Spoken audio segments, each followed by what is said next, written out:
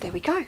Good afternoon, everyone. How are you? It is an absolutely beautiful day here in Melbourne, and it was a crime. I had to put the blind down to get the light right for you.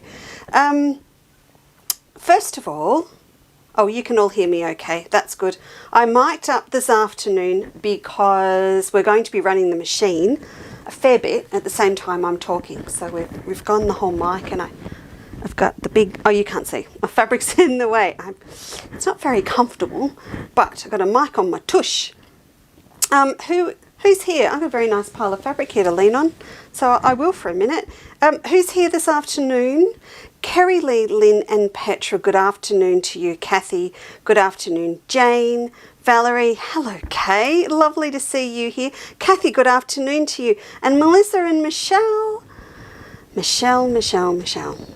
Emma wants that challenge piece that you're doing to win the Rachel Daisy cushion kit, by the way, because I showed it to her. Good afternoon, Yvonne. Oh, Annette's here. Francis is here. Julie's here. Julie, hello.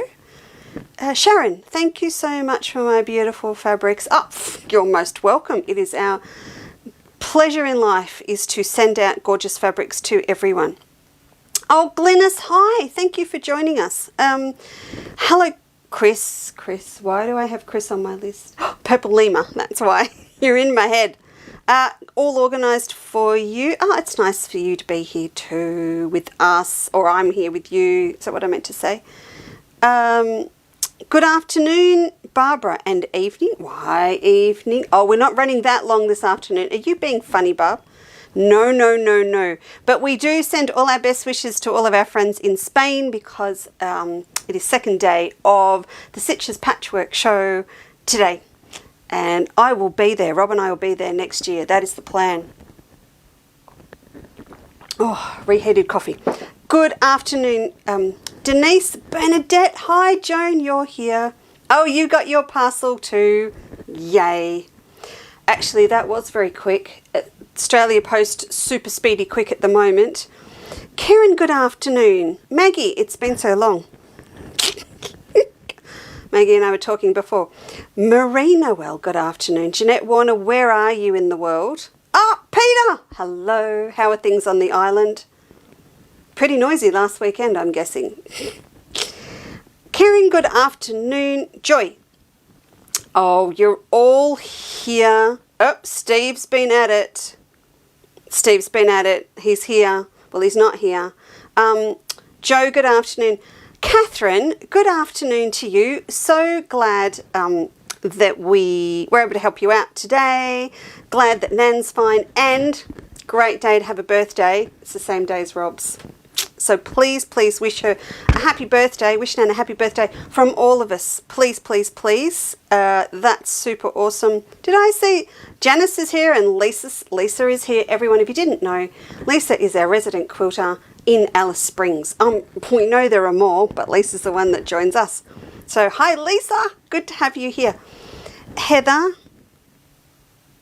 Hang on, Jane. Oh, so you're not there. You're in Yamurka. Hello to everyone in Yamurk. Val, good afternoon. Bayside, Melbourne. Sandra. Oh, okay. I could keep going. Thank you. Oh, so Jeanette, where are you now? You're heading to Victor Harbour. Oh, hello, Diana. Hola to you. We are so going to Stitches next year, buddy. It is on. We are going to be there together. It looks great. If I sound like why is she talking about Spain? The show that's on at the moment is the one that Rob and I were there to set up the day before it started 2 years ago when they cancelled it because of COVID. And it was doing that little thing, spreading like a little bit of a bushfire down from Spain and from Italy, and we all had to pack up and go home. So, hello Sally. So, yeah, life goes on, but a little piece of Rob and my life is on hold until we are standing there next year at the same time in the day of setup, and we go past the 4 o'clock mark when we had to pack up and come home last time. So we're a bit excited because we can see 12 months out now, which is absolutely wonderful. Kathleen, hi. Cheryl, hello. Lynn, hello. And Diane, good afternoon to you. Karen DeWilt's in the building as well and says hello everyone. All right, so shall we? It's a little bit of a sew along today. Louise, welcome to the party. It's a little bit of a sew along this afternoon. As Steve aptly put it, hi Jackie, because I've got projects on the go and I may be guilty of going, well, I'd love to catch up with the girls Saturday afternoon, but I've got a lot of sewing to do. And so that's kind of what we're doing. But hopefully you'll get a little bit out of it as well. Yes, Diana, start saving. We're going to Spain. We're going to Spain. We're going to Spain. Everyone's going to Spain, aren't we? You all coming next year? Wouldn't that? We've talked about that. And I got myself in trouble and it would be terribly wicked. Wicked. Hi, Lisa. Yes, we are looking forward to holding our quilt show. Yeah, I bet you are. Absolutely, Di. Can't wait. Oh, I'll be there. I'll be there. Hey, speaking of events, can I do my little plug now? Emma, when we were here Tuesday, I went to say something naughty and Emma literally under the table ever so gently stood on my foot because it was an inappropriate thing to say. Well, she's not here today, so I can say it, right? So the Needleworkers Soiree, which I told you all about last week, it's in your newsletter. If you haven't got your newsletter, sign up because I'll be putting it in again this week. On the 14th and 15th of May, we've got bookings going hot at the moment. And I nearly said, it's not a competition, but, and Emma gave me the look. Did you remember? And she stood on my foot and she said, no, that's childish. No, not anymore. She's not here to tell me off today. This is the Needleworkers Soiree. This is the piece of paper I am putting in everyone's orders that are in Victoria. I'm sort of, you know, I'm not getting too carried away, but you will also find it on trybooking.com. If you put in Needleworkers Soiree, it will bring it up. And the naughty thing I was going to say the other day was it's not a competition, but I want all the first bookings to be Chandler's Cottage girls or a Quilter's Life girls or Chandler's Cottage Applique girls. And so it's been quite nice this week because I've seen you booking and it's lovely, and seen the requests coming through for people that are all perhaps in a Quilter's Life that would like to sit together. There's been requests for Chandler's Cottage live show participants, yourselves, to sit together, and Cass has got all that under control. So even when you book, you can send us a little note and she's doing all that little magical bit wherever we absolutely can to put everyone together. In fact, we will be able to, because it's quite fluid the way that we set up the tables. Margaret Upston is the queen of setting up tables at this hall that we are using, because she runs an amazing charity foundation that holds high teas at the same place, and Rob and I are actually giving her a hand a couple of weeks before our event, so we know the hall back to front, inside out, and we'll be able to cater for all of that. So if you are booking and you're booking yourself a single ticket, but you want to sit with a particular person or a particular sort of group, your little clicky groups, you just send us the email and we will be able to do it for you. We've got tables that seat from 4 to 10, so we'll be able to pop everyone together. Who's coming? Yes, see, Sharon Keys is coming. I mean, all of you. Ginny, would you like not to meet the Sharon Keys from Keysborough? Of course you would. She's famous in these circles. Karen DeWilt's coming. Yeah, Diane, I'm a bit excited about me coming as well. Be good. Yeah, see, Karen DeWilt's coming, and she's bringing her sister-in-law. So who wouldn't want to meet Karen DeWilt? Never mind us. Actually, I did think last night we're going to need a little display table on the little stage bit at the front where we're going to do our little, Karen, Margaret and I will do our little show and tells through each day. We need a little table so we can set all our little gorgeous projects up that we're doing on that day, and then I suppose after lunch we'll pop up the projects that we're doing the following day for those that are coming the second day, or you know, if we've got a couple of spare spots and people go, you know what, I'm coming back tomorrow, you can have a look. So I will be doing previews of my projects, or we will, leading up, but of course they're not ready yet, and we really need to get them ready first before we do the big reveal, but I'm definitely doing a glasses case with one of my new Melba fabrics. Yeah, I know what I'm doing for the other thing, but I don't want to describe it yet. I don't, because I need to run it through the other two. So we're making sure that all the projects are distinctly different. We all have very distinct different styles, but we don't want to end up with 6 pincushions or 6 Christmas decorations or something like that. We won't. Yeah, can't wait. Can't wait. It'll be just fantastic. I know Margaret's been trialling the high tea items that she is cooking, and she has a plethora of grandchildren and family around her to eat it. I'm too scared to trial. I know what I'm making because I would just eat it all before the event. Just pull it out of the freezer when no one's looking. I'm going to get rid of this pile of fabric, but before I do that, it's actually sitting here because it's what's going up for the show. Oh, I know, Joy, it's a little bit hard, isn't it? It's all sitting here because it's coming into the studio ready for Tuesday's show, and it was sort of still sitting here, and then half an hour ago I thought, nah, we'll tag it, we'll put it under today's heading. You can have a look now as a thank you for watching on a Saturday afternoon, and then it's what I'll be using to dress the stand and further projects that Emma and I will be doing on Tuesday. I just want to read what you said. Oh, hello, Judith from Yarram. Judith Calladay, you have a magnificent 570. I know what you've got. Benina. It free motion quilts all day long. Perhaps we need to set up a little soiree down your way at Yarram. Maybe that's the plan. Linnell,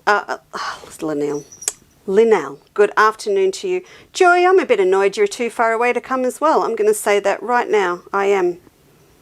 Oh, happy birthday, Nancy Cook. Oh, thanks, Laura, for letting that one out of the bag. Happy birthday, Nance. All right. If you have a look under the banner that Steve's popped up for today's show, there's the things that we're going to talk about today. But we also, at the last minute, I went in and marked. We call it tagged. What that means is that we create a little code, or a little promo code. We've got a little app for on our website. And then so when Steve's put up that little banner at the top, if you haven't seen it before, you can click on it and it will search everything underneath. If you went into the search window now, just for fun, and put in show 33, with no space in between, just show 33, it would do the same thing. So all of these have got show 33 against them. They will also have show 34 for Tuesday.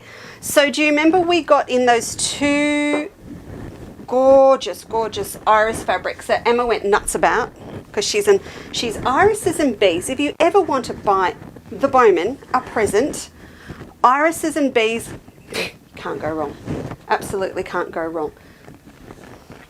Her whole birthday party was bee themed. But these, remember this one? So we've got this one in on the navy blue. So I've marked them again for today.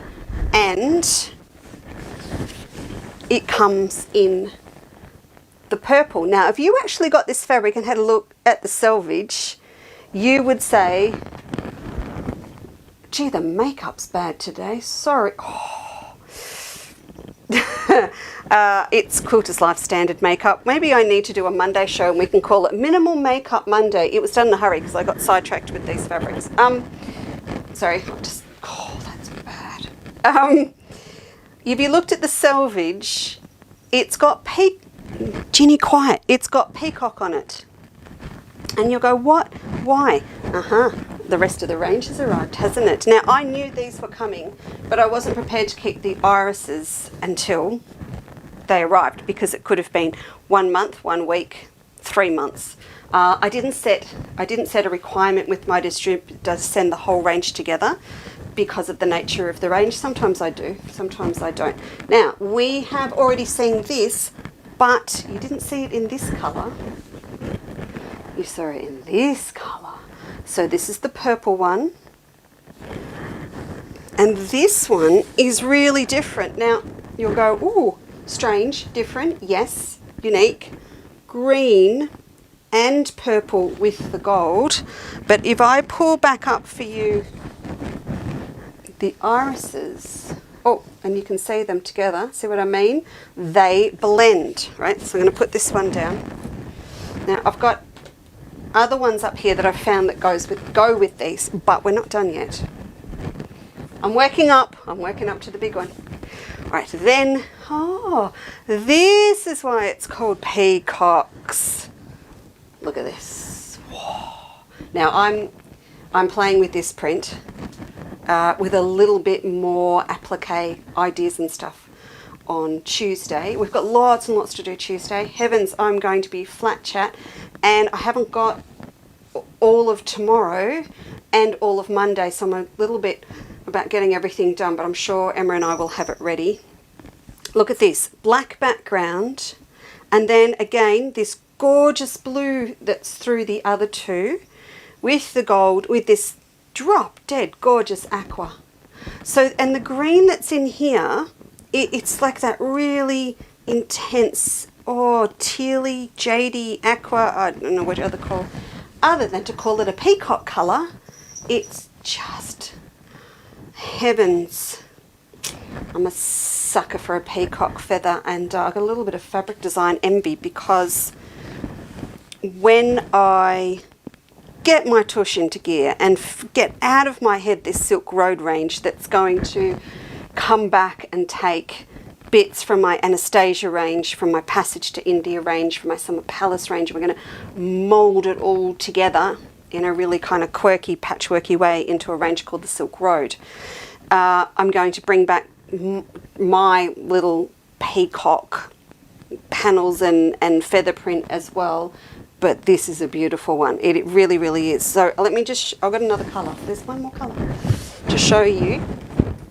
Now there'll be more coming through. There will be more coming through in this range, but we have got plenty to start with now. This is the pale one. I really wanted to make sure we had a light and a dark, and it's quite, look at the gold on it. It's quite hard for me to get a really good shot of that for you, but I want you to see it with this. So this is very, very clever, and you know, the guys at Robert Kaufman are really, really good at this. And if I didn't know better, I'd say that Evie's come back from retirement, because Evie that I worked under, she had this skill. So I had a fair idea who did them. I have a fair idea, but I'm going to hold that because it doesn't really matter, does it? It's gorgeous. In here is the blue-green. That's the leaves on here. Very, very sophisticated match in terms of colours. And the purple that's in here in the feathers is this purple. And because you've got this little splash of off-white in all the little irises, then that matches up with the background, so they work really well together. Completely different prints, but they work. Very, very impressed. So what's all the big hoo-ha about? They're just nice little medium prints. They have panels, don't they? So this is what I have to iron and get up on the wall for Tuesday. So there is the Drop Dead Gorgeous panel. Now, it's still got its creases. I've just pulled it straight fresh off the bolt. But isn't that just beautiful? I'll run, if you love peacocks, here we go. So there's also a lot going on with this panel, which is what I love, and I'm working on my Japanese one at the moment, that enables you, if you don't want to use it as a panel, to cut it up. So you've got this beautiful row across here. Then there's this little bit, this little stripy bit in the middle, and you could actually use that on its own or in conjunction with the whole top bit. Then it winds down into beautiful floral. Look at these. Just stunning. Hang on, I just need to check the end of a bolt. I just want to see. Yep. These, my friends, have come out of the same factory as mine, my fabrics. And I can tell. I can absolutely tell. Look at that. Just look at the colour in the head there. That's that amazing jade teal colour. So you, look, I know that you and I, oh, look at the feathers. You and I have spoken about this style of print a lot because you know that I'm going to say to you, you've got two options. You can run it, I'm going to get a pin and put it up. You can run it as one, just one whole print. You can pop it in through the window. Remember when we did the tree panel?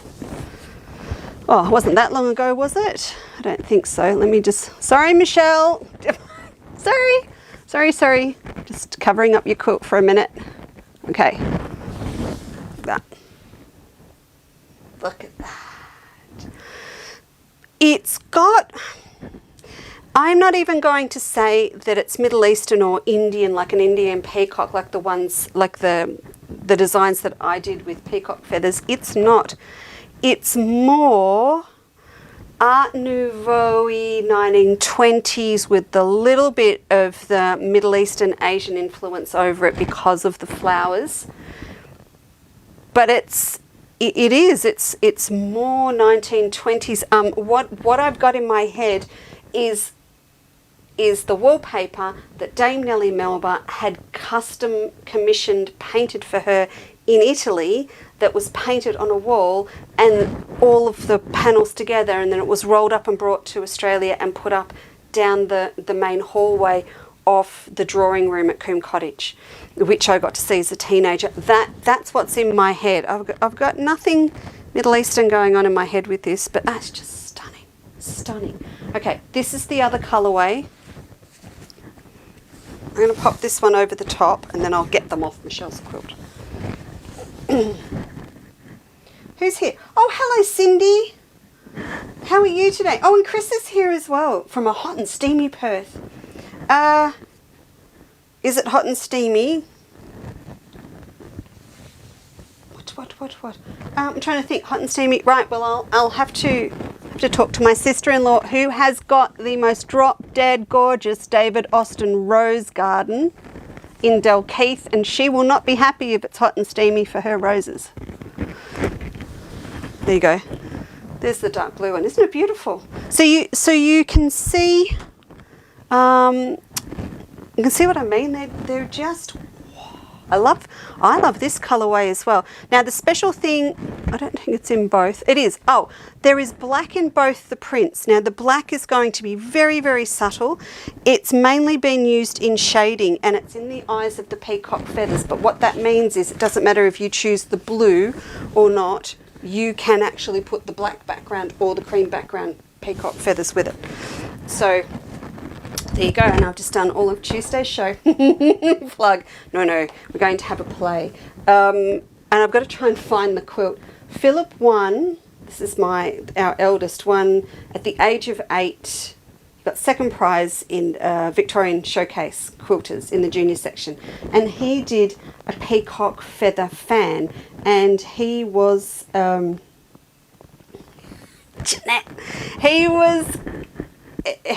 she lost me now. He was not accused, but he was challenged on whether he'd done all the metallic free motion quilting himself, for which he turned around and said, well, yes, I did, and my friend taught me how to free motion quilt. And they thought, oh, he was just being silly about his mother, but no, Jenny Bowker taught Philip to free motion quilt on a 440 with a Benina, with the Benina stitch regulator when it first came out, and he went off and made the quilt himself. But I'm going to try and find it and show you on Tuesday. But he did that, and I think that would be a really nice little thing, just as a little follow-up to today to do, is to make a little applique peacock feather.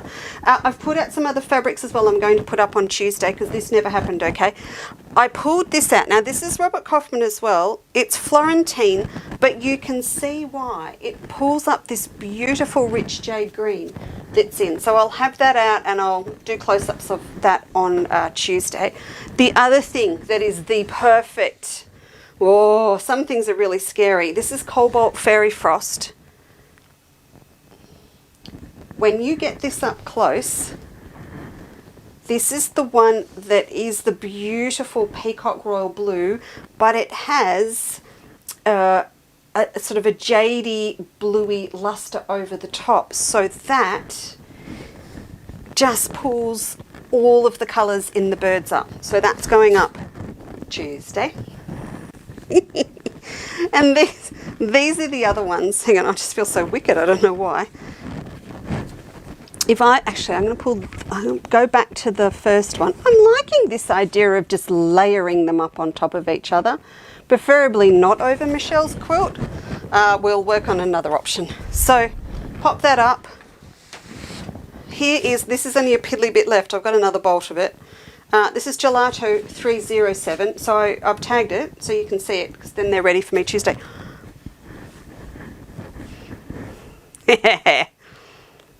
Don't you love the ombres? We have them all, so we always have one that goes yum. And so look at it with look. It pulls up all of the colours in there. And the way that I chose this, you can see it. No, you cannot. I'll pull it down and show you the selvage. The selvage was the key giveaway. And then our new shimmers that you've all had a very, very good nibble at, and more than a nibble, I must say. In Northcote Shimmers. Ta-da! One.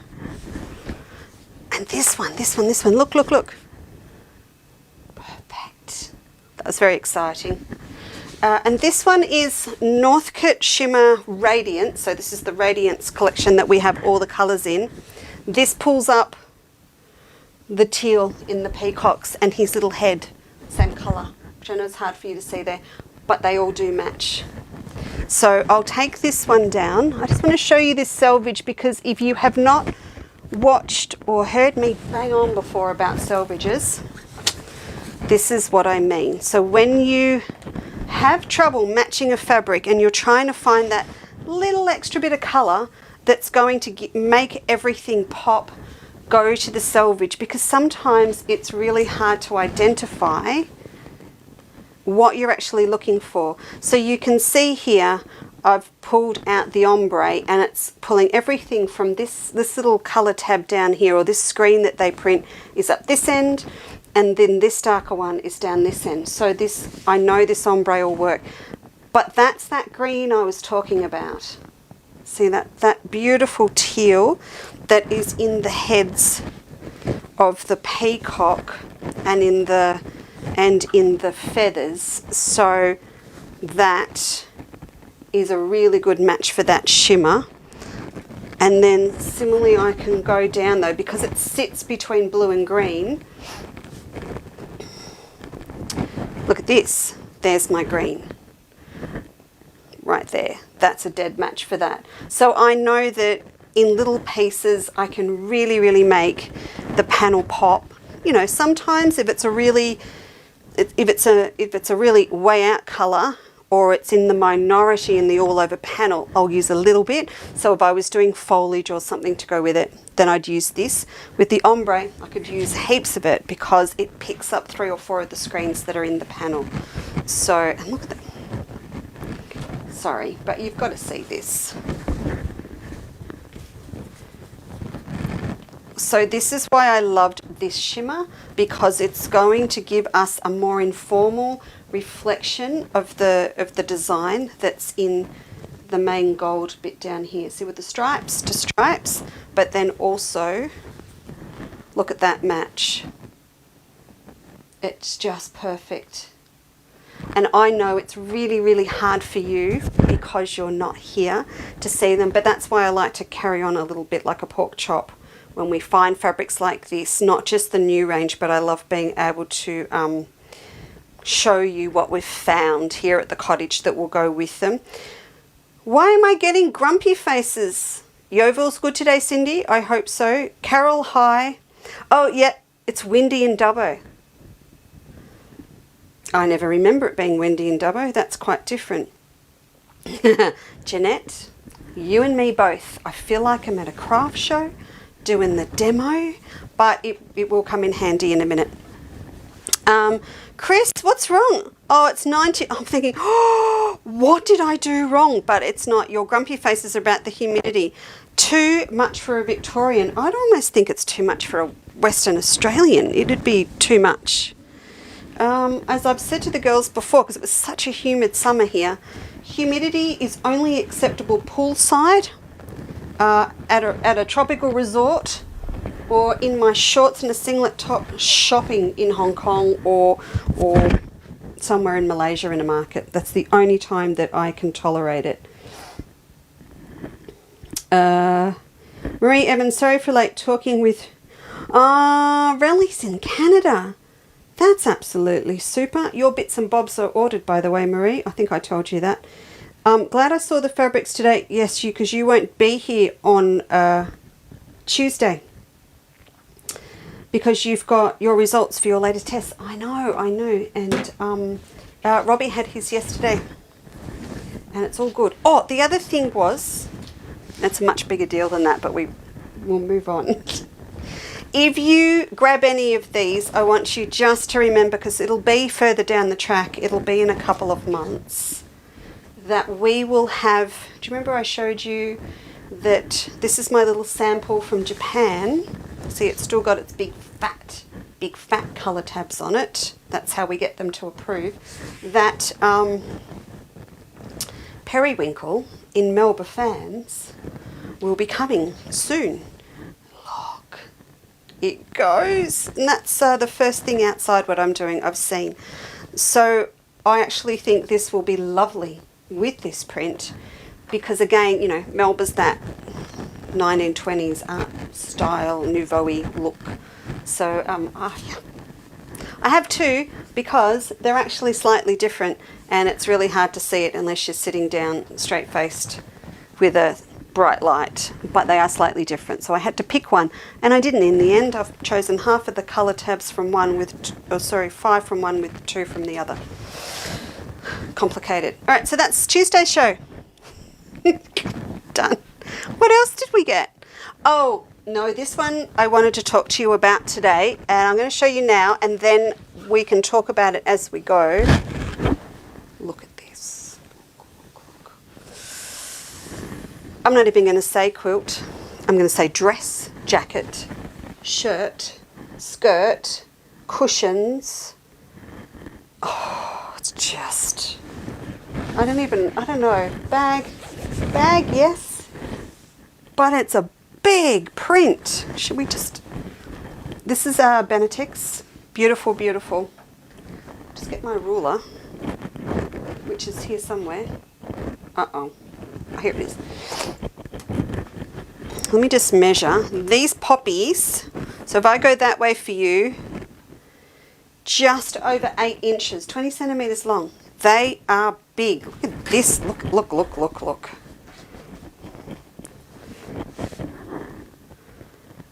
9 inches from here to here. But I love it. Oh my goodness, the colouring in them is sensational. And what I wanted to just talk about briefly today is, and I'll bring this back again on Tuesday, because we're on a little bit of a roll with the applique. I've pulled this out.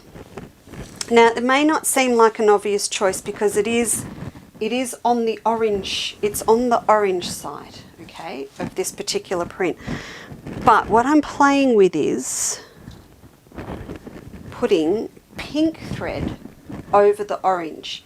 So if we were to applique on poppy petals, so if we did an applique poppy, you know, like on a panel, like we've done with the bag, for example, and we wanted it to blend and work together, I would actually do my petals in the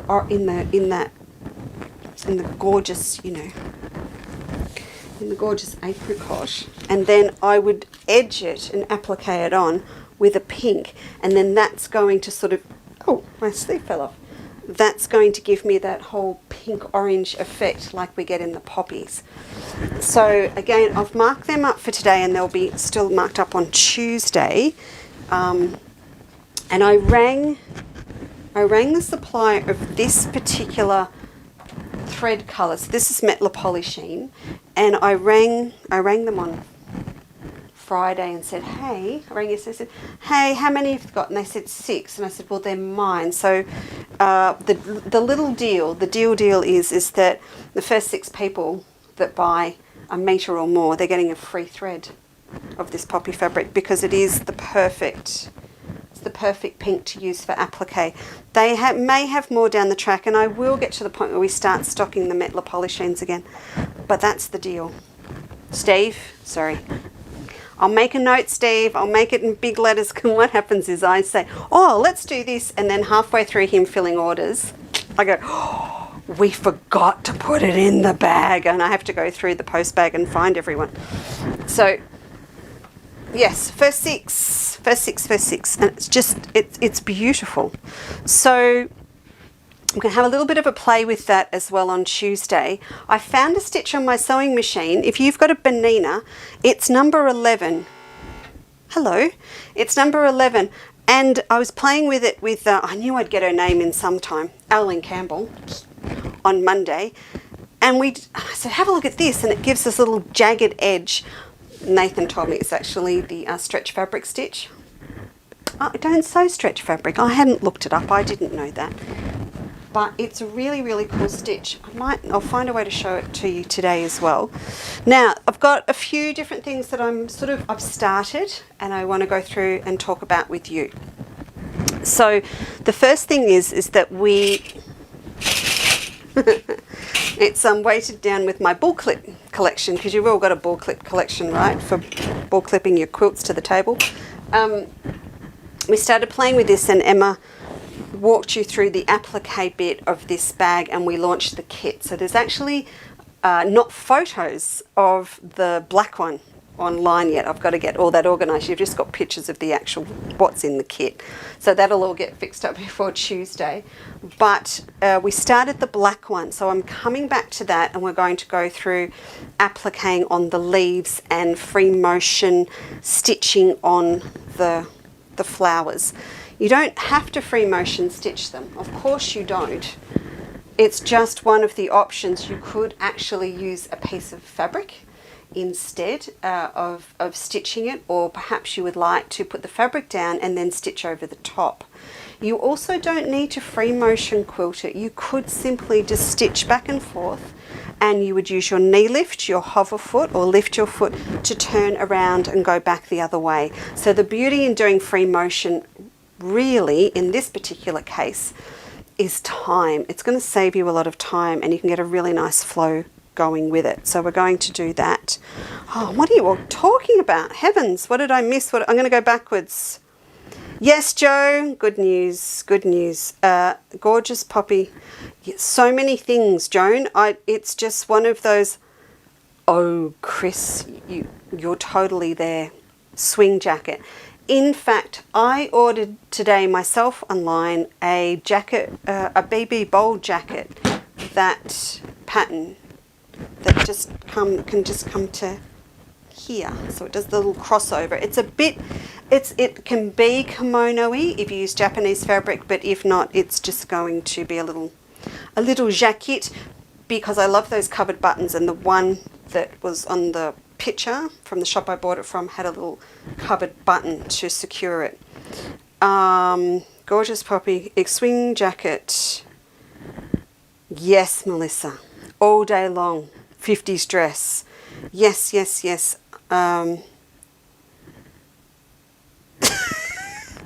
Of course you were, Anne. You're just making us all hungry now. Rob made lemon butter today. He made lemon curd today, and he doesn't actually know he made it to fill his own birthday cake. We're having an early birthday soiree tomorrow because Mum and Dad are going away next week. It's a long story, but it works best to do it tomorrow. So we're having a bit of a celebration and a little bit of a birthday thing tomorrow morning. It may or may not involve bubbles. Good early morning all. Oh, early morning, Fiona. Oh, sorry, son, I've just remembered where you are. Okay, I've caught up.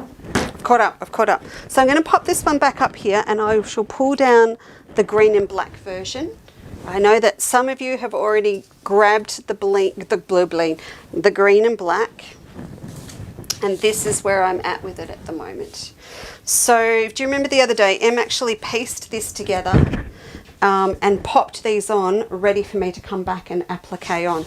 And you'll be able to see up close and personal, I have started stitching. I hope you can see that close enough. I wanted to show you, I've messed around a little bit. I've popped on the one with the metallic fusions with a really, really small blanket stitch. Now that was purely for my benefit, because I took the stitch width and length, a blanket stitch that Michelle commonly uses on the Be Mindful quilt, and I will be starting my version of this quilt, or my version of it is the only word to use, isn't it? Stephen's deferred 21st birthday quilt myself next week. So I just wanted to test out the size of the stitches that she used. I did find one thing really interesting, and that's why I started talking about polysheen, is that going down to the really, really fine stitches, I think it looks a little bit chunky in my beautiful King Tut. So I am going to start investing again in some of the machine embroidery threads in the Metler, and I like the Metler because they're in those small spools like the one I showed you. So this is really small. This one was done with 1.5 by 1.5 mil, so it is super small. If you get up close and personal with this, you'll see I've got a little bit of a fraying on the edge, or it hasn't, where was it, on this side. I've just got a couple of loose threads. I just need to get a pin and a pair of tweezers and just pluck them out. You know, sometimes on the curve you get a little bit of a fray, and this is one end and that's the other end. I'll just tease that little thread out. So I did that one, and then on this side I went big. So this is the default stitch size. I know I went green on green. That wasn't fair on you. Oh, you can see it. This is the default stitch size on my Bernina, and that is quite large in comparison, isn't it? So it still looks acceptable. So it's a little case of personal preference. We need to do this, the straight stitching down through the leaf, girls to do, and Pete to do the vein. I've been using a triple stitch. So this is the triple stitch on my machine in King Tut. So it is quite a respectable embellishment as an alternative to doing it by hand. And then we need to come back and finish these off. So I've got the metallic. I went metallic. I really didn't want to. I thought, oh, that's not fair. Not everyone will want metallic. But honestly, for me to do this particular sample, I wanted to keep those flowers quite neutral. I know we spoke about going a pop of bright red or something the other day. I've got red going on in something else, so I went, we'll do it. We'll do the gold. We'll definitely do the gold. Fiona. It's the middle of the night. You should be asleep. How big is that tote?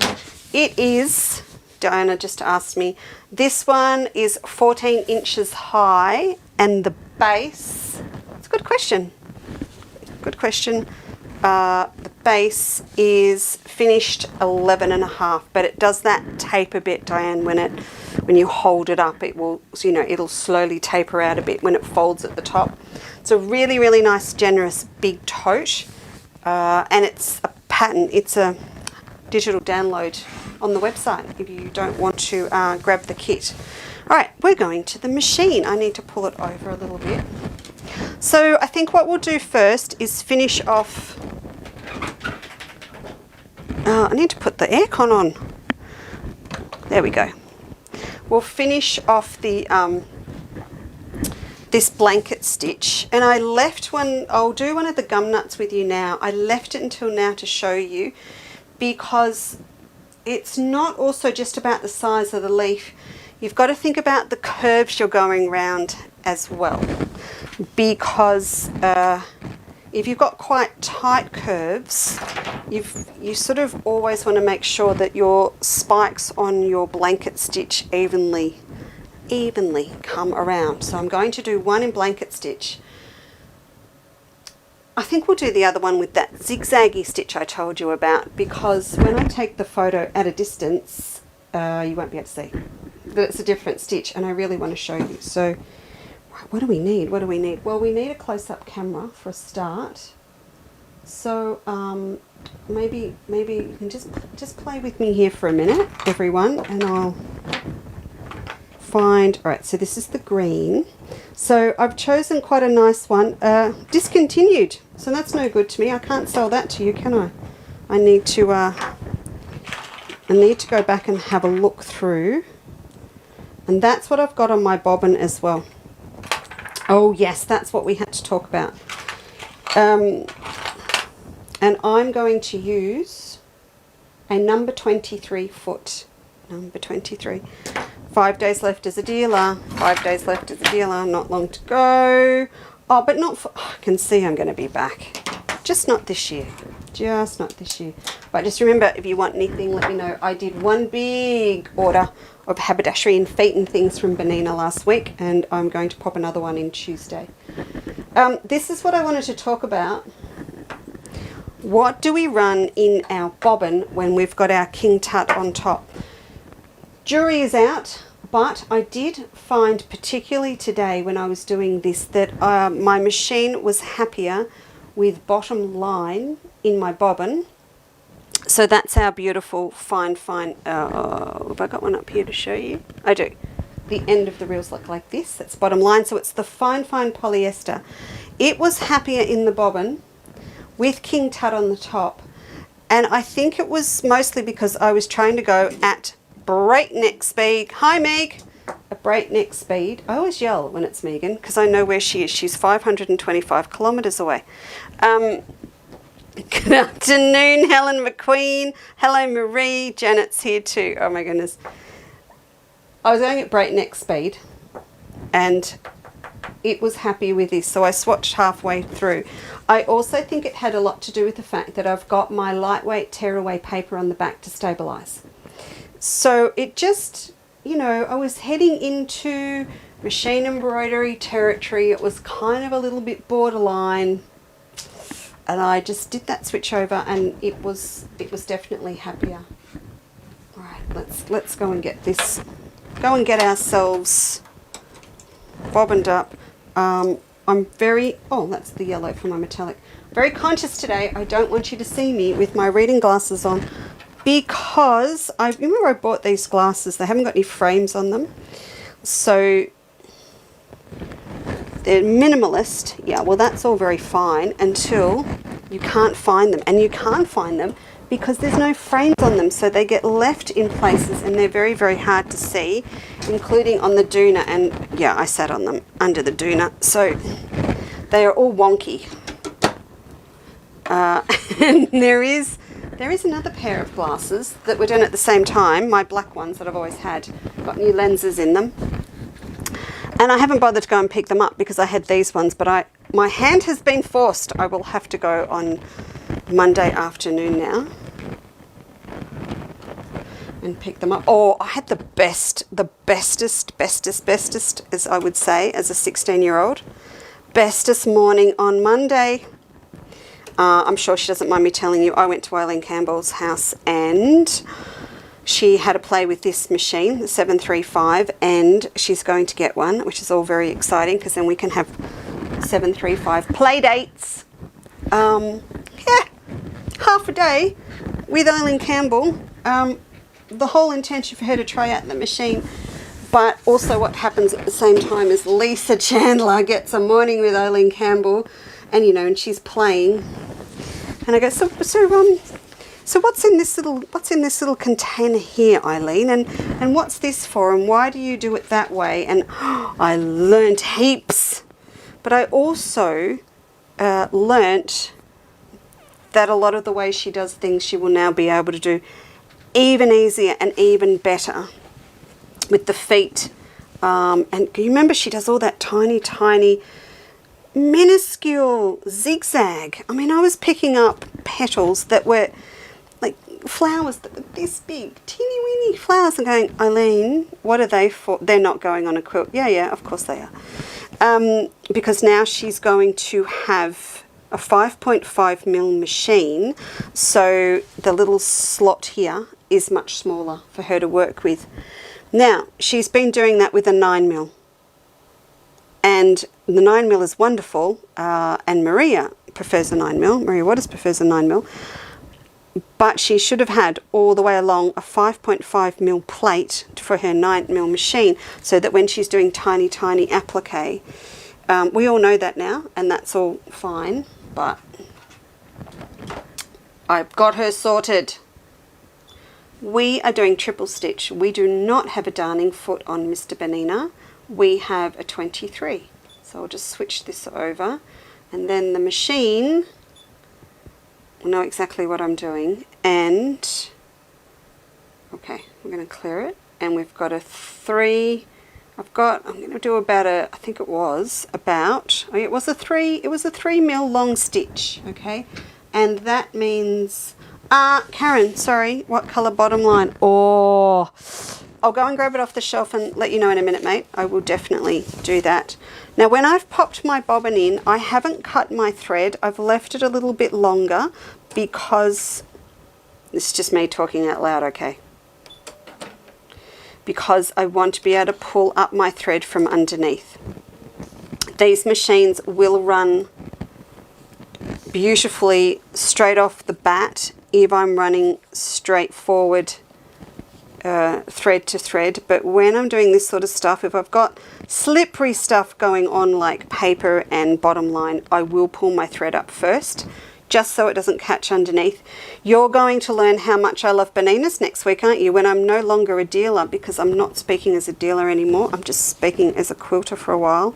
Nothing's going to change. I love them to bits. Okay, triple stitch, 3 long. So we'll just start off slow. Okay, and then we're off. So as I said, this is a great, triple stitch is a great alternative to doing handwork.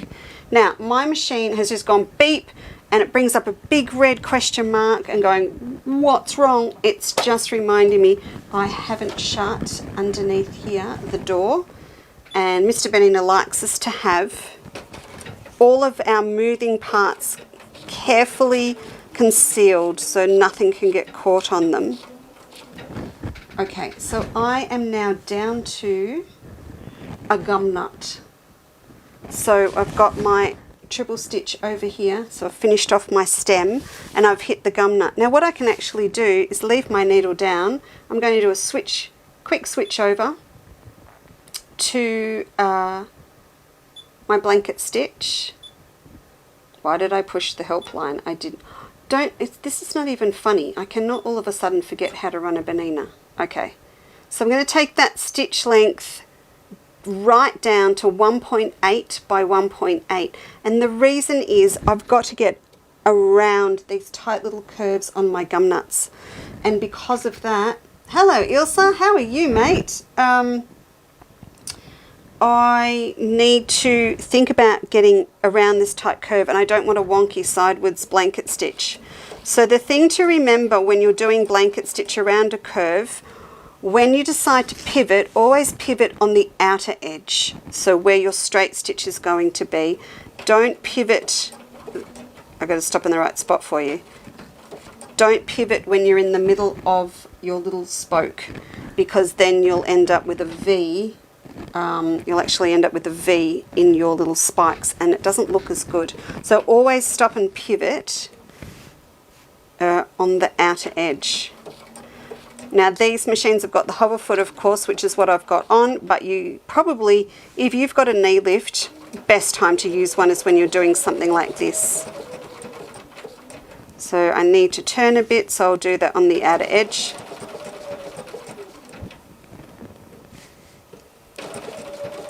So I have to really, you know, get my whole blanket stitched on, get the groove on, because I'm embarking on Be Mindful.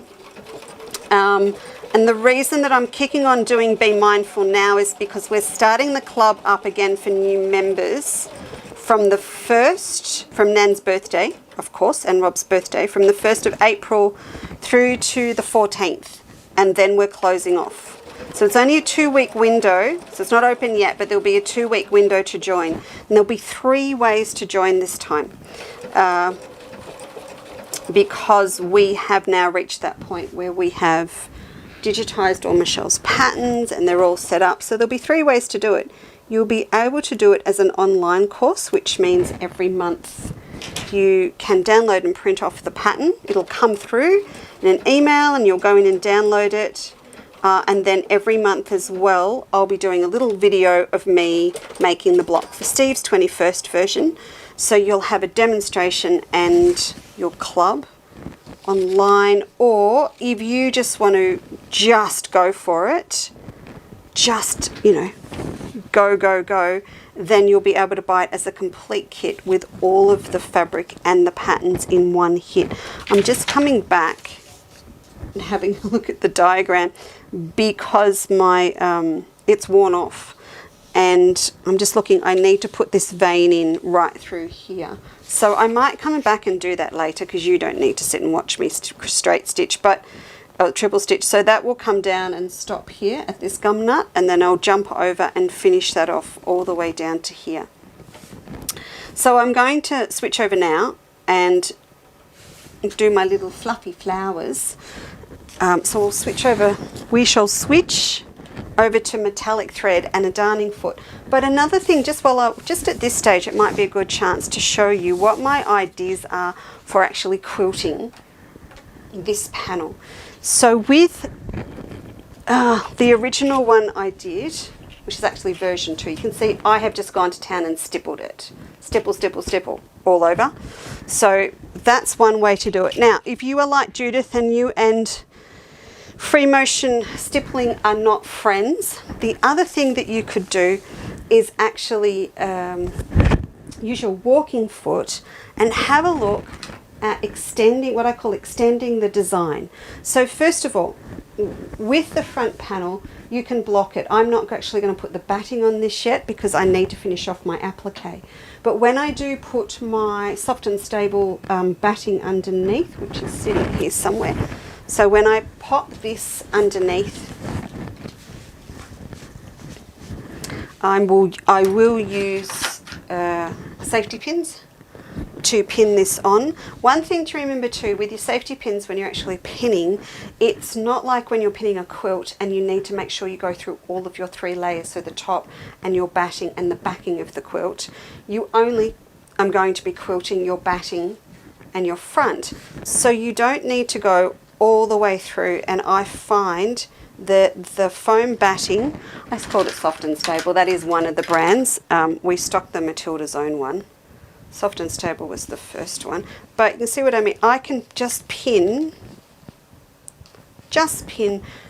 I'm not through, barely through to the back. You only need to get through the surface so that you are attached to the surface of your rubber foam batting. You don't have to go all the way to the back.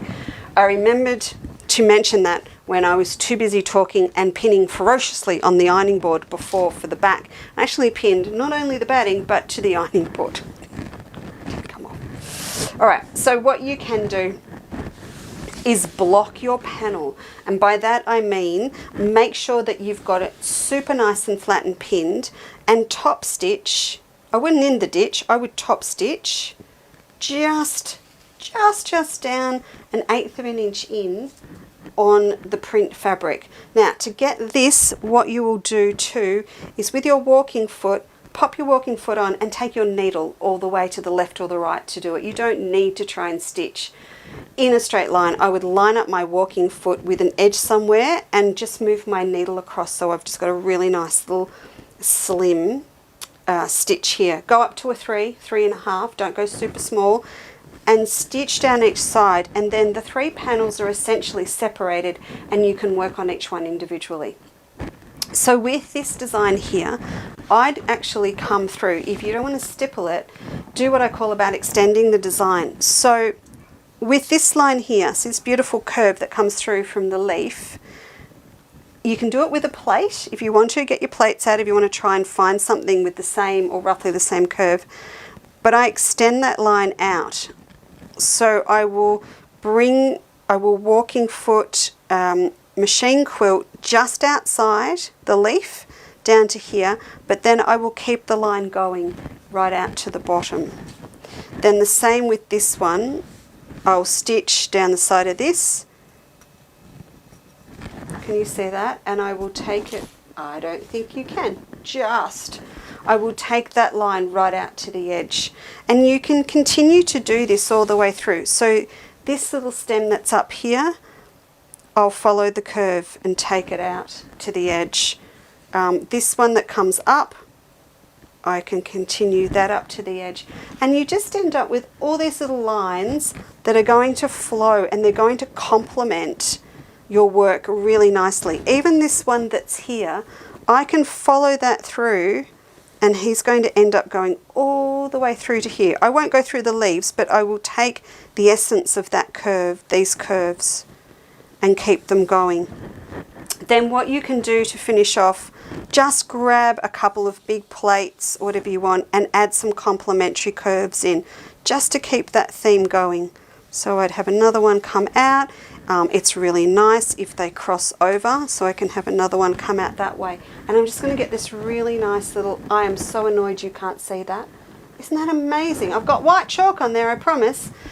It just gives you a lovely styled effect with your walking foot without it being a really intense design, okay, for quilting it. And because it doesn't need a lot. It really doesn't, particularly on the black. It's not going to need a lot on there.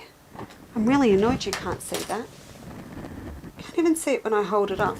You get what I mean, don't you? So down to there, follow this one out to here, take that one round that way, just extend the shapes of the design to give you a really nice effect with a walking foot with curves. Right, I'm putting off the metallic, but we all know it's going to be fine. Ah, Diana, yes, yes, and yes. Yes, it would. Absolutely, it would look really nice in stained glass. What would we do? We'd probably blow it up a bit bigger and then do it with bias. Girl after my own heart. That would be really nice. It would. Right, so we need to switch to a darning foot. The other thing too, when you start doing this sort of work, I need to say two things. Put a new needle in. Don't, if you can't remember when you last changed that needle, nice sharp needle please. And the other thing too, depending on the adhesive that you've been using for appliquing on your leaves, make sure your needle is nice and clean. So remember, we just give it a little wipe down with a little alcohol wipe or a cleaning wipe or something that's got a little bit of alcohol in it, in case there's any adhesive residue still left on your needle from when you were appliquing. Now when we're doing raw edge work right on the edge of batiks, not so much, but where you're definitely going into the leaf where there's adhesive underneath with a blanket stitch, you're going to pick up a little bit. So make sure your needle's really nice and clean before you switch back and forth with doing, you know, sort of higher speed free motion work. That's really important to do. I just pulled my thread the wrong way. Do not tell Tim. Good afternoon, Sylvia. Hello. So I can see on my needle here, I know you can't. Oh, no, I'm not going to pull it out. I've just still got a little bit of glue. So it was only a smidge, so I'm going to do as I say, not as I do, please, folks. Give it a little bit of a clean down. I can feel it on my fingers. So do make sure that your needle is nice and clean, because of course if you've still got, you need that camera lower. Excuse me, you're going down to the 3rd floor, down to haberdashery and menswear. That's a bit better. Sorry, you're coming with me. You all got that sinking feeling? There you go. Right, so just making sure that needle's nice and super clean. I'm going to put my darning foot on to do this, but not yet. Because we're going to use a hoop. So this is my metallic, and before, there it is. I've got a little bit of yellow left on a bobbin, so I'm going to use this up. I think it will get me there. So we'll pop out our bobbin case. We shall pop in a new one. What's up, Rob? I'm just going to touch the focus on it. Oh, are we not focused? Are we not? Are the girls all fuzzy?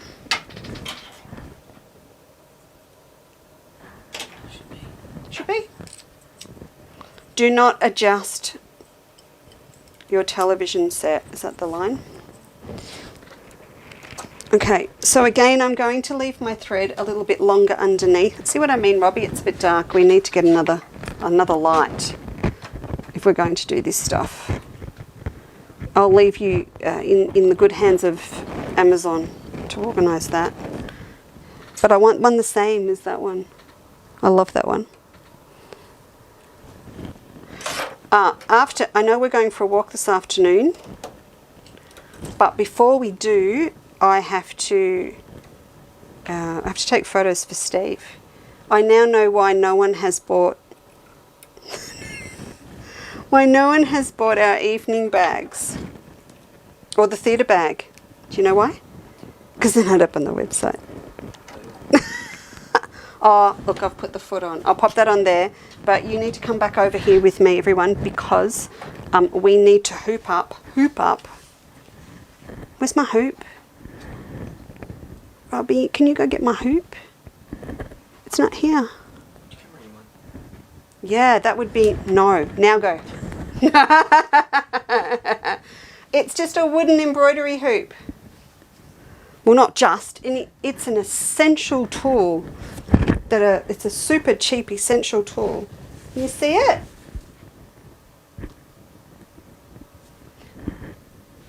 While he's looking for the embroidery hoop, can you see it? Okay, then if you go out to the storage, they're just on the shelf in Habby. Just grab me one.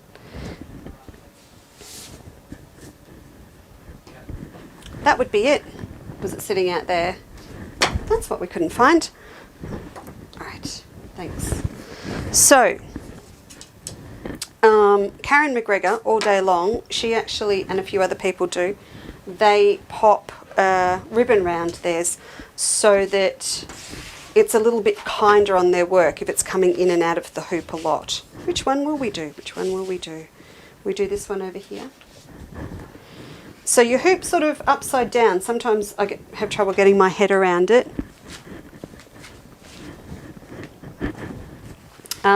But you need it to be upside down so your work's actually flat on the table, not sitting up as you would if you were doing handwork. Then I'll just tighten it up over here. The reason it wasn't in the office is I tightened it too tight before. And the other trick, when you do put it in, don't pull to tighten that way. You've got to pull up. Now I've left my tearaway under because of course I want the stability of the tearaway. If you are it's not tight enough. If you are really particular about having paper in your finished work, because you can see this one I've done here, the paper's under there and it's not going anywhere, it's staying. If you don't want any paper at all in your work, perhaps if you're making something a little bit more precious than a bag, then you would tear off your tearaway first and then pop some polyfuse underneath, because you really do want something under there. The other thing with this work is too, of course, when we're not doing anything to do with quilting yet, this is purely thread work decoration, so you haven't got the stability of a batting or anything underneath. So there we go, that's all in. That will do me fine. So the reason that Karen and a lot of the others do put something on here to sort of help ease it in and everything is because it depends on what they're doing, and if they have got as well slippery stabilizers like this to keep it really taut, but you know, it just hasn't happened here. Just hasn't happened. All right. So now we can go back over here, and the reason that I was leaving off my foot was because, oh, it does fit. Sometimes the hoop, depending on which hoop I'm using, which ones don't fit then? Oh, the clover ones don't. Depending on the height of your hoop, it may not fit underneath when you've got your needle on. What did you all say? Yes, a alcohol swab is perfect, Jane. Just arrived home from my soon-to-be daughter Granddaughter-in-law, Nan. Goodness me. No, Marie, it wasn't, but we're all good. Thank you very much. Sorry. Okay. Yeah, you're all good. All good, Nan. That's awesome. Okay. So, we'll do this one over here for you. Oh, so nerve-wracking. Doing free motion quilting live on Facebook. Heavens. Right. Feed dogs off, everyone. Don't forget. Feed dogs off, because it really, really is just... sorry, Judith, I was about to say just like free motion quilting. You are drawing. You're drawing, all right? And that's what you have to remember. Now, Emma didn't draw on the actual shape of the fluffy bits on my flowers, so I'm just going to draw a shape on. We're just gonna do it. I get a little bit blasé about this sort of stuff because it's botanical, you know. Nothing is perfect in nature, and if I don't like the shape, well, I just won't use the whole shape. I think a bit chaotic's really good. Hey, you know, there's one thing I wanted to mention was, if you haven't got great control when you're doing free motion quilting yet, and you're using your darning foot, not your walking foot, you might like to actually do what I'm going to do now before you put your gum nut on, because then it doesn't matter if you overshoot and your fluffy bits of your flowers go over into where the gum nut is, because then you will put your gum nut on later and it will conceal the ends. That's a very smart idea, because this one here I had to stop all the time. Right. So, needle down, needle up. Shall we do that first? And we'll get that thread up from underneath. We'll pop my foot back up. Putting your foot up always is worth the effort, because it's disengaging the tension. The tension on a digital tension machine, as a banana, is only engaged when your foot is down. So when it's all the way up, it releases the tension. If you try and pull your thread through when your foot is down, you can sometimes, you know, it's going to pull tighter further up in the mechanism of the machine, and you can throw out your tension. I'm sure you all know that. You know that, don't you? It's like just one of those fun little facts. Like, what else is a fun little fact? When you give someone your credit card, you don't have to tell them it's a MasterCard or a Visa card. Instead, you educate them. All MasterCards start with a 5 and all Visas start with a 4. A lot of people in business every day haven't worked that out yet. Right. Oh, that's so funny. We're still on blanket stitch. We do not want free motion blanket stitch. I was just so excited to get started. Oops. Ta-da. Also on a banana, you can't see what I'm doing, but I'm going in now. I'm doing the whole hog, and I'm telling it that we are doing straight stitch free motion quilting. Oh, it's embarrassing. Okay, where was I? Have a little bit of a play around, depending on your machine, have a little bit of a play around with your tension. When I did this one over here before, I found that the best tension for me was 4.5. If you can with your machine, always set it so, like with machine quilting, that it stops with the needle down, and that way you are not going to lose your spot and your stitches are not going to jump. And I'll be going back with my straight stitch now and covering up my little bit of free motion blanket stitch. Okay, you're filling in quite a large area, and when you start, you're going to feel that you're never going to get it filled in. It will fill in. And the other thing is too, if I flipped this one round, you don't want it all filled in. See how you can still see the black underneath? You don't want the whole thing as the color of the flower, or otherwise it's just going to look like a big gold or red blob. You want some definition, and that's going to come from the background still showing from underneath. So you use your hoop to steer. And you'll actually find it much easier to control than holding a quilt and doing free motion quilting. It's really nice holding on to the hoop. The other thing too, if you haven't done a lot of this work before, what I'd love you to do for me is, Heavens, Sylvia, I don't know. Can you do it on the long arm? I don't know. I don't own a long arm, Sylvia. A lot of people do find work on a long arm, but quilting, not straight thread work, is probably the answer. I can do this on a Q16 or a Q20 Benina because it can, and I can adjust the tension. But a long arm, I'm not sure. You'd have to ask a long armor. You would. What I'm going to do first is just jump across and get a heap of stitches going right across to the other side. And you'll see I haven't got my BSR on. I could run it if I wanted to, but my Benina stitch regulator. But if you if you haven't done a lot of free motion work and you can reduce the speed on your machine, then do. So I've actually got my machine down to just below half speed at the moment, and that means I can put my foot flat to the floor and get a speed that's manageable for me. Like that. Now I could be going slower as well, but you can also see what I mean. It would be really nice if I hadn't put that gum nut on, because then I wouldn't have to be so careful about overshooting onto the gum nut. So just keep that in mind. And this is actually a really nice thing, Judy and others, to try if you haven't done a lot of free motion work before, because it is pretty much just going back and forward, as you can see.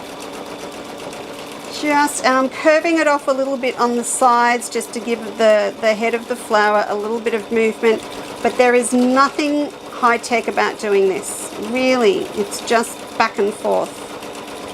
One thing to watch with metallic thread, and it is just the nature of the beast that we're working with, if you go back and forwards on the same spot, you run over the same spot a couple of times where they're really, really close together, you can actually break your thread, and it's actually the needle going back over the previous stitch before it has set down into its tension yet, and you can get a little break. It's not really anything to do with the tension.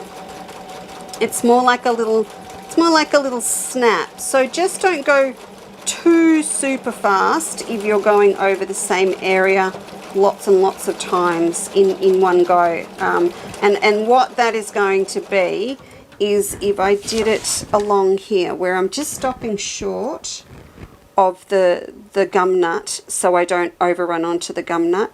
The solution for me here, there's a couple of things that I would do if you weren't watching. And if I was trying to get really smart about what I'm doing, I would layer this up. So I might have dark red, medium red and pale, and I'd do all my dark red like this, and then I'd bring through a few medium reds and then the paler one at the top, or vice versa, pale, medium and dark, and that's going to give you a lot of 3D texture. And then, my friends, you are really colouring. Now if you don't want to just go up and down and you're worried about this bit along the gum nut, just go sideways, just go across here this way. And just remember, the slower you go, the closer your stitches will be together, because you are in control of how long your stitches are. The faster you move the hoop, the longer your stitches are going to be. So I've just gone back and forth across there, and I have filled in that area before the gum nut.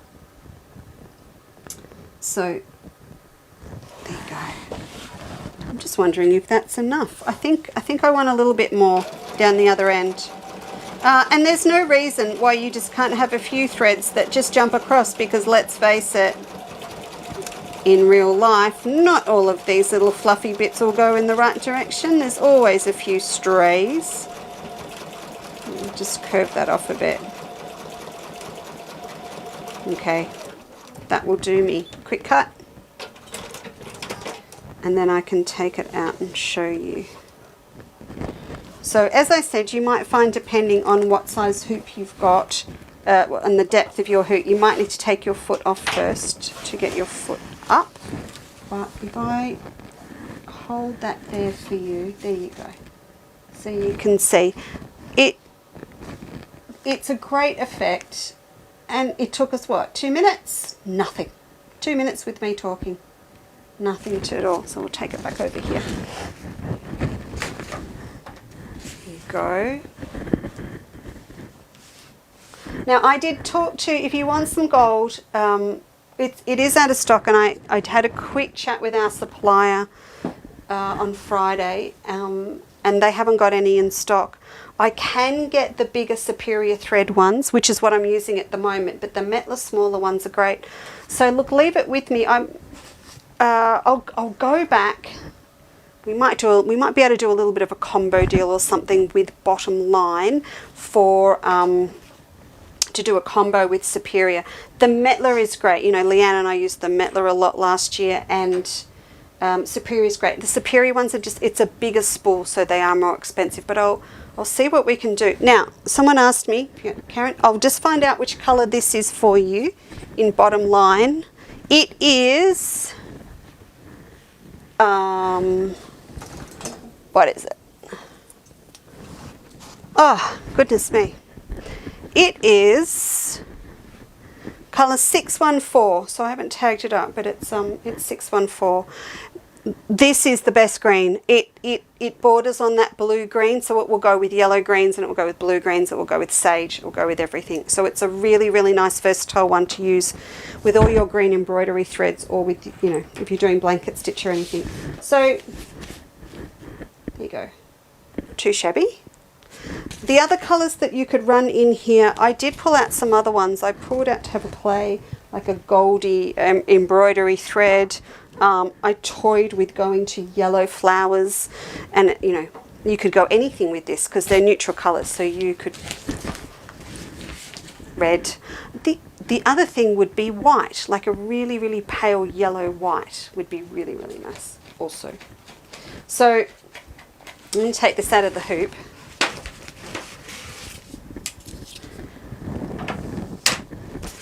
And just give you one more look, and then I will come back later and finish this off, and then I will put it together in the bag before I see you on Tuesday. This is the back panel. It's already been quilted, and just, if you can see it or not, that's just annoying. But what I've done, you'll see from the back, I have, oh, that looks, what is that? Looks like it's birds or something. I have echoed, I've meandered around the leaves, so there's no real pattern to it. I've just worked my way around in between the leaves, a little bit of a play. I'm not going to do a little bit for you now in black, but just meandered around the motifs, and that gives you a nice effect, and it makes the actual leaves stand up. So we'll pop over and do that because I need to do my base. Now, a lot of my patterns actually tell you to cut your pieces bigger and then trim them down after you've quilted them. I'm not sure we actually did it with the gum leaf tote. So I grabbed a copy.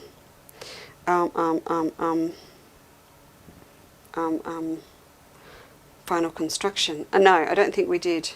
And oh yes we did. Oh, phew. Trim. Okay, so I've left you, you're going to cut them bigger and then you trim them down.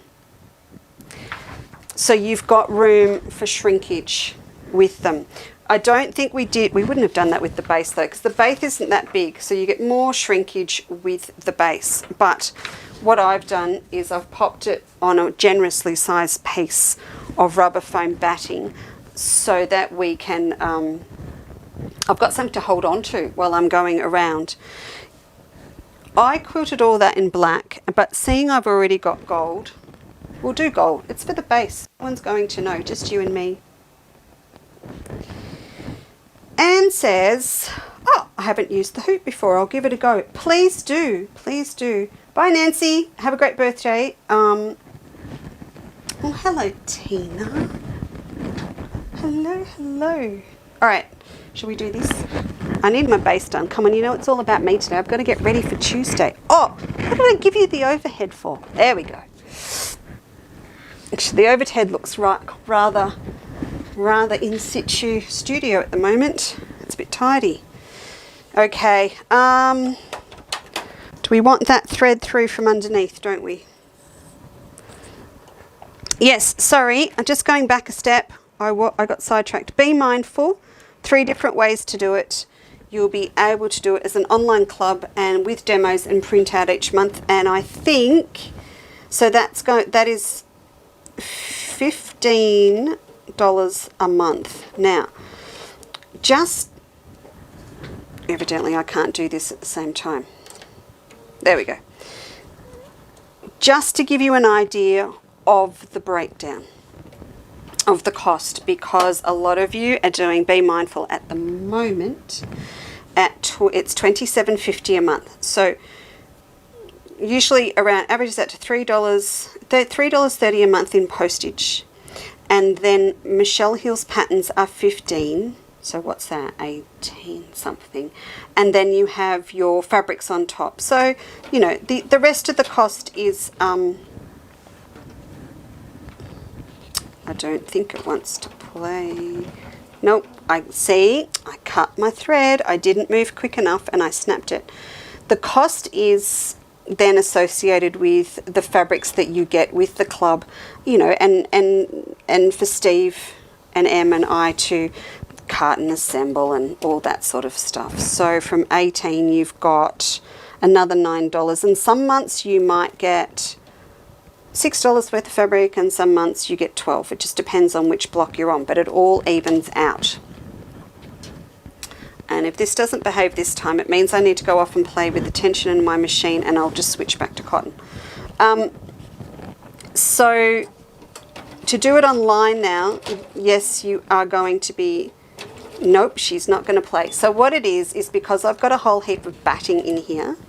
Now, the metallic is requiring me to go off and play with the tension. So I'm just going to do a quick switch while I'm talking to you to black. Black. And I'll put the quilt up. There's no point in you looking at me doing that. So the patterns will come through and you'll print them out yourself. Which you're going to go, oh yeah, but that's still saving postage compared to printing it out yourself. And you know what, you don't even need to print it in colour. You can do it in black and white, because you'll always have that picture that we've sent you through as part of your pattern to look at. So you can do it yourself. And then we'll also still do the $27.50 a month. Or if you want the big saving is to buy the whole kit. And yes, it is a big investment, but it works out a lot cheaper to buy the whole kit, and then we just send it to you in one go. And you'll be able to cut the bits and bobs each month from your pieces of fabric, because some of them are used twice. So if this and this are the same, you'll get one piece. And that's where the saving comes in the postage, but also in us being able to do less cutting and preparation. So we're going to have all of that together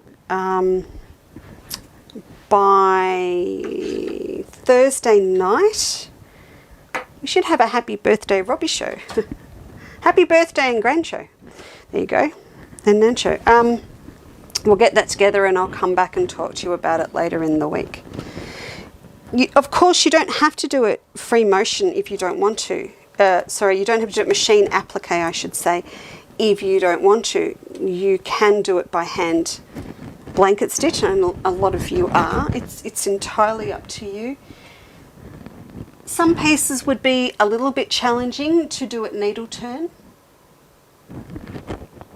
like these little guys. But you could do it with, say, bias and little pre-shaped circles on the end that we have done.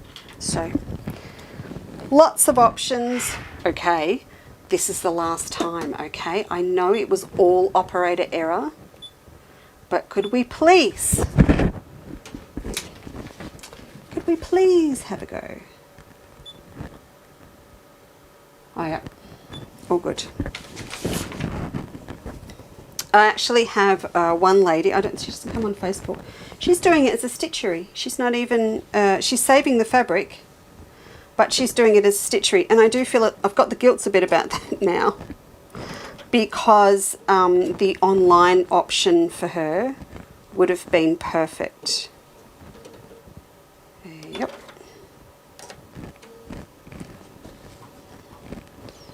Okay. I'm just going to see if, yeah, there we go. I think I didn't tell the machine, I didn't tell my beautiful machine that I was free motion quilting now with batting in. And you might go, oh, fiddly machine. Yep, sure is. And it's precision. And it's awesome.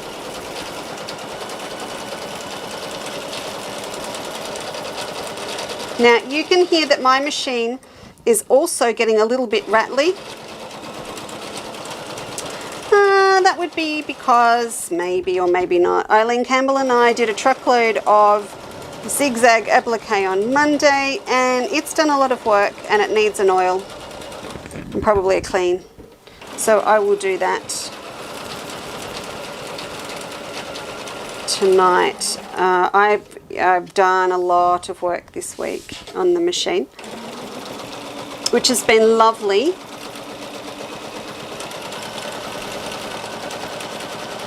You see what I'm doing? I'm just going around my leaves. I'm letting the leaves determine the actual pattern. Up over a stem, down the other side, and if I reach a point where there is no leaf to go onto, then I'll just meander down until I find one.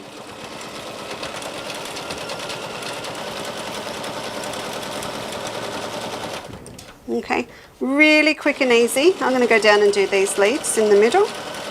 It's also a great thing to do if you haven't done a lot of machine quilting yet, because you're not stressing out over if you're doing a really nice meander or a faggoting or feathering or any of that stuff. You're letting the pattern determine the quilting design. I'm going to go back up there, around here, and we're done. Just like that. Super quick. After Lisa, you know, got her act together. So it's done. Oh yeah, I'm getting you a new light. You definitely need a new light. Shall we look at the back? But yeah, there we go, done. So now I will actually give that a really good press. The rubber foam batting's fantastic, you can hit it. When we got together on Tuesday, we did the double-sided, and you know, it's always, when I see you buy something that we've shown you, you have to believe me. It's not a, yeah, we sold it. It's not about that at all. I go, great. Because a lot of you just grab a little bit to start with. So we sold a lot of half-metre pieces of the double-sided rubber foam batting. And to me, it go, okay, they have seen the value in it. They know what they're going to use it for, or they grabbed a bit to try it out. And I love that, because it means that I know you've seen that it's different to using normal batting. You've seen that it's different to the sew-in batting, which is the one that I'm using today. And again, it's different to the one-sided. So this bag here, this was made with one-sided adhesive batting.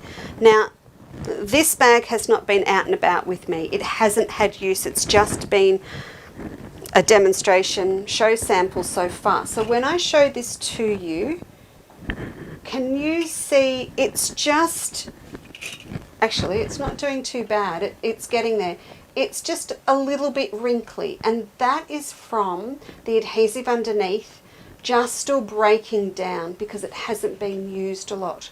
The ones that I did notice this morning, the two that Rob and I took to Woolies this morning, they have been out and about as my shopping bags, my big tote ones, which, oh, they're the pattern that you get when you buy the bags with the handles, or they're like the Melba tote pattern.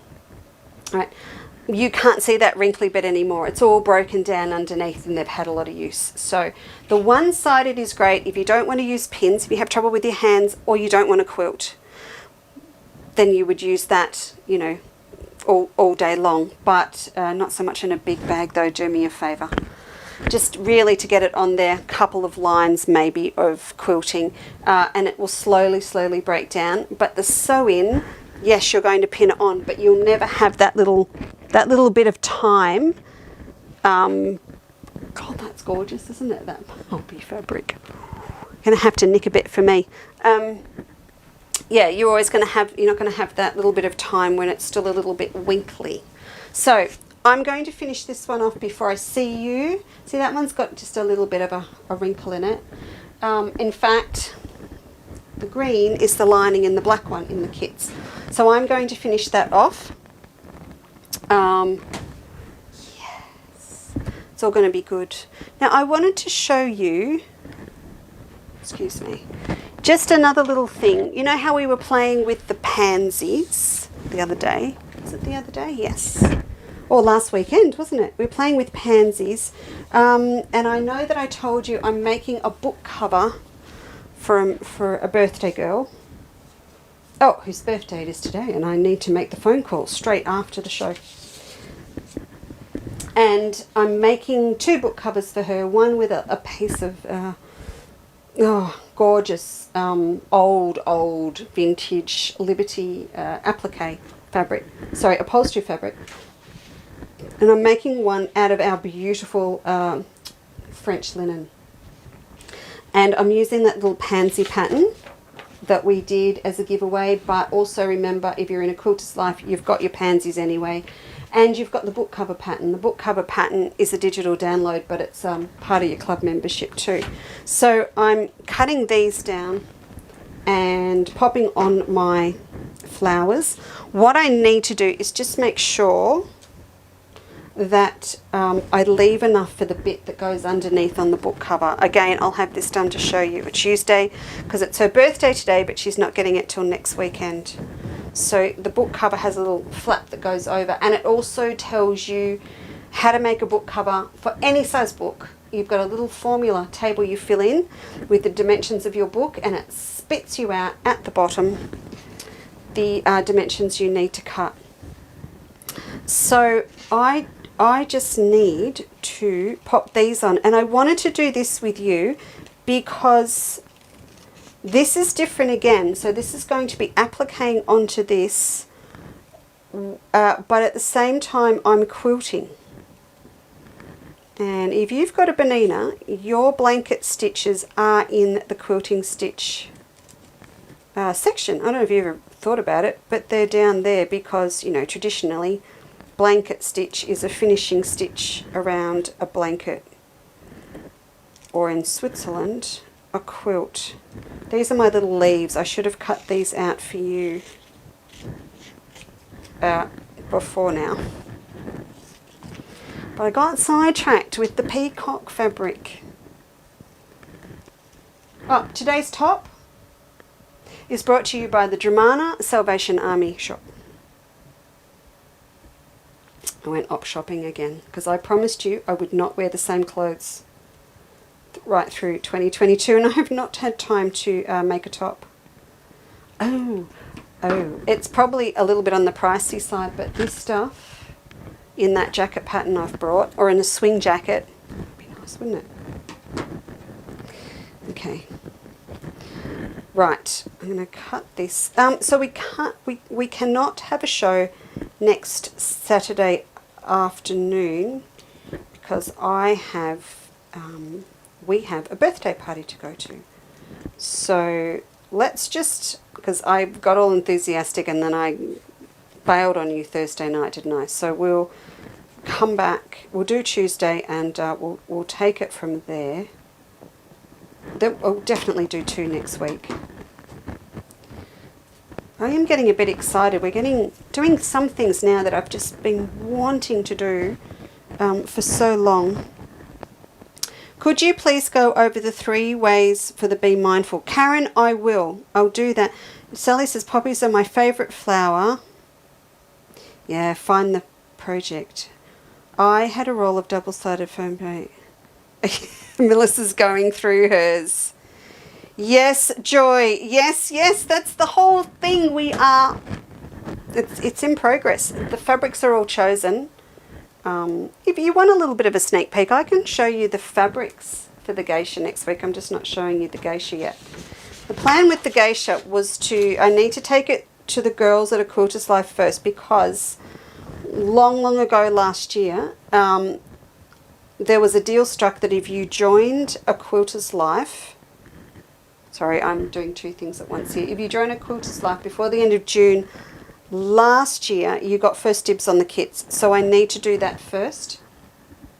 But I'll be taking you through it. It is, yeah, we're there. We're absolutely there.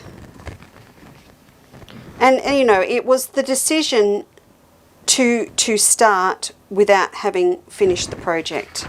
That's the only way. And, you know, my poor girls at Applique Sampler are all too familiar with that. But that's what we need to do. The other thing too is a lot of the girls doing the Applique Sampler are moving on to the geisha.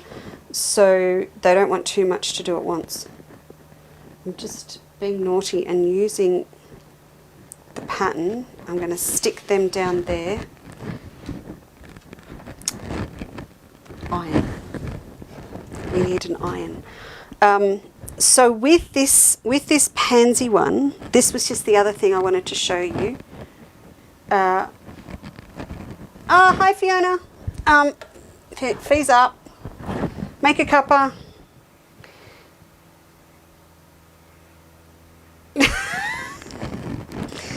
I've got two Fionas. It's just, you're hilarious. You're just hilarious, Greendale. Oh, I know. Yeah. No, I do recycle my tops, but I sort of got down to about 5. So I like buying from op shops because I know it's a good thing, and money is going to the right place. And then when I've worn them 2 or 3 times, I take them back, and then I buy new ones. And those of you that know your designers, this top, I can show you the tag on the back. This is Anthea Crawford. It had never been worn. It still had the swing tag on it, and it was $7. So I'm going to I actually bought a top that I bought purely for the fabric. I'm going to use it for something else. Okay, I think we're good. We're going to stick. We're going to stick down. Also, if we're going to wear the mic, if we're going to mic up, some of my tops don't work with the mic. All these things that should not be part of my everyday life thoughts as a quilter, yeah? We'll stick this on here. So I've left enough room.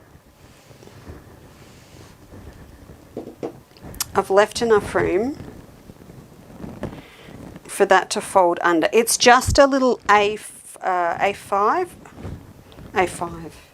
little book, but it's going to be padded. I wanted it padded. So I want to put these on with that zigzag stitch that we talked about. That is not a zigzag stitch. That is actually a straight stitch. Eileen liked it. I showed her. She thought it was good. Applique Sampler girls, I suggested a 2-sided blanket stitch for the stems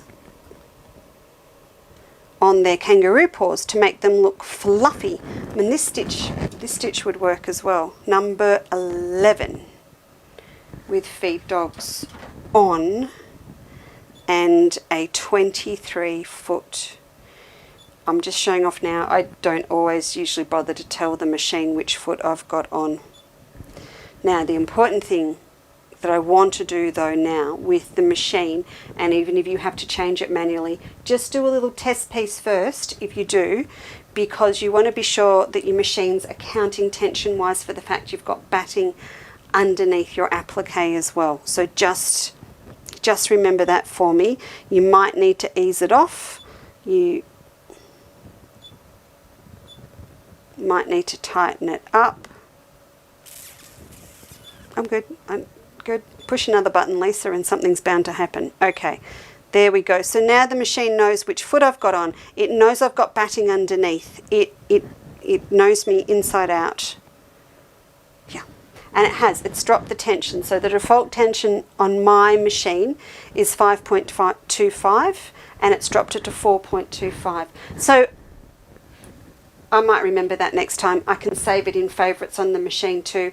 I could write it in my Bonina notebook. I've got a few options. Rather than going through that little process again, I can do that.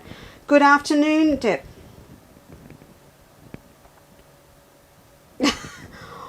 Oh no, Petra, what happened? So until I have another payment of any kits, mate, you didn't have to tell us that live on Facebook. That's fine. It's absolutely fine. If you want red bottoms, what colour would you use? Red blossoms in red blossoms for your tote bag, Karen.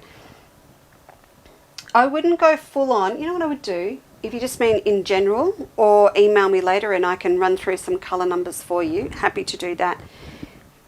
Don't necessarily go full on China red. I think it would be really, really dramatic. Maybe drop it back a bit to maybe sort of more of a soft salmony red. Just a thought. I'm doing something at the moment with bright red, but after seeing these poppies, I think just go a little bit sideways. I've probably got one here, so email me. I might have a superior that's not online that I can help you out with. All right, back to this one. There we go. Oh, look at the twirl under the light. It's cute. Oh, heavens, a variegated colour. Yeah, of course. Yes, that will work. Joan, I will. I promise I will. I promise. But the important thing is the girls in A Quilter's Life have to see it first. Because again, there's no point in showing you. We can only do about 12 kits with the original fabric, but Emma and I have got options 2, 3 and 4 worked out as well. It's a lot of work when you've got so many fabrics in each kit. But we're getting there. Alright, so I'm going to drop my needle down, and I've got this number 11 on. Now, it is quite an interesting little stitch.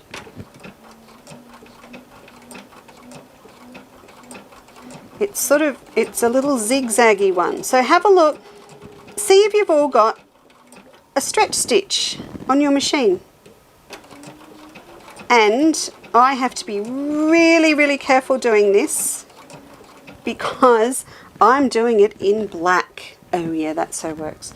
I'm doing it in black, so I need to drop right down the length now because I've got a very tight little corner to get around. So I think I've got to do the leaves first, of course, folks, because I'll put the petals down over the top. But I do believe this is going to give you the effect of a jagged or a frilly edge to a petal. So even if you did it in the same colour as your fabric, oh, that's better. All right, that is a better length, and I'm going to widen it a little. Let's all not tell my bestie that her birthday present was part of an experiment on Facebook.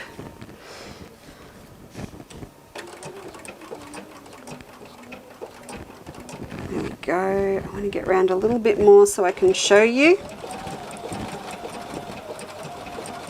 I just think it's ridiculous that this stitch has been sitting in front of my face for probably about 8 years. It might be because the new, I've been on a 790, but the new 735's got the big screen.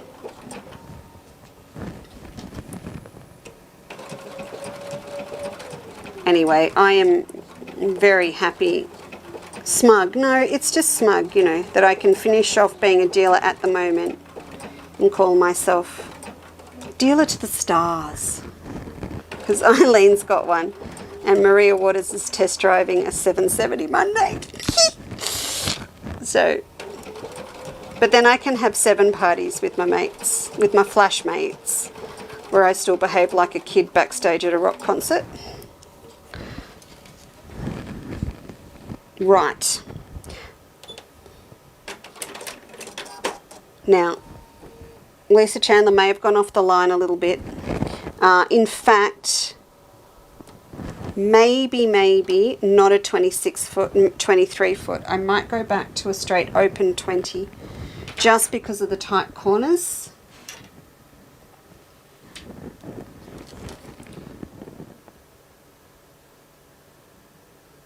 Oh, what, Catherine? You've lost your flat tray. Oh, no. That's no good. Okay. Can I get this up close and personal for you? I'll take it over to the other one. Can't you lose your flatbed? I did actually lose something major this week. Misplaced. It's misplaced, Catherine. It will show up. I'll hold that up for you. See that? It's now just got this little jagged edge. And in the black, it works with this because this is a coarser weave and it's got the black writing on it. So can you just pop that in your little bag of tricks for me? How close can I get and it's still in focus? Just keep that in your little box of tricks. To me, it actually works quite well because it's less formal than a blanket stitch because there is absolutely nothing formal about the writing and the design on the fabric. So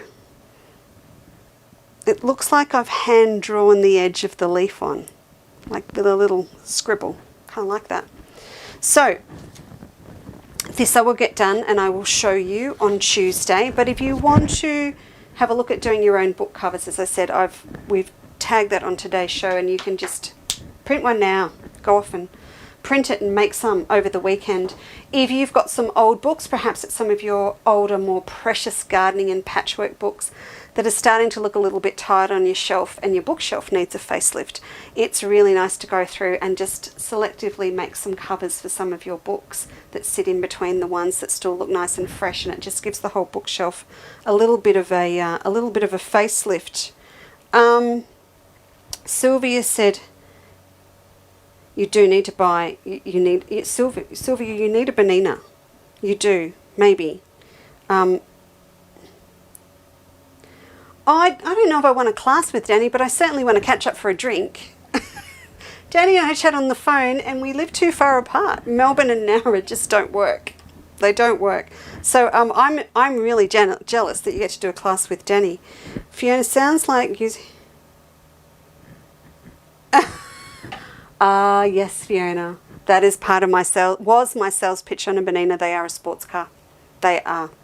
Absolutely. They're beautiful. They're good machines. But as I said the other day, it'd be really interesting for me, not being a dealer for a while, and actually set it to Kerry at Benina, who's the creative education manager at Benina.